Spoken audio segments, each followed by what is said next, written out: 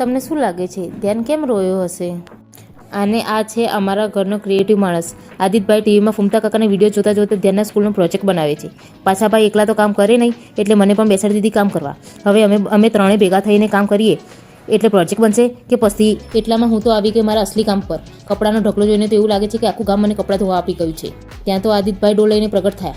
મને તો એમ કે ભાઈ મારી મદદ કરશે, પણ એ તો પાણી ભરતા ભરતા પણ પોતાની શરતો મૂકતા હતા કે કામ તો કરાવું, પણ મને તો પિઝા ખવડાવો.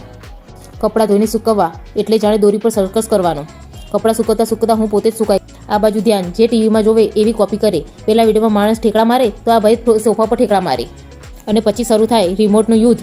આ કે મારે આ જોવું છે, પેલો કે મારે પેલું જોવું છે. એમાં ને એમાં બંને ભાઈ ઘર માથે લે. હવે જો આ મારો છેલ્લો પડાવ, વાસણનો પહાડ. પર ચીક ચીક વાસણનો અવાજ એટલે મારો મ્યુઝિક શો. કીધું શાંતિથી લેપટોપમાં કામ કરીશું, પણ ધ્યાનભાઈ કહે મમ્મી મારે ગેમ રમવી છે. હવે શું કરવું સાચું કહેજો. તમારા ઘરે પણ આવા નમૂનાઓ છે? કોમેન્ટમાં જરૂર કહેજો.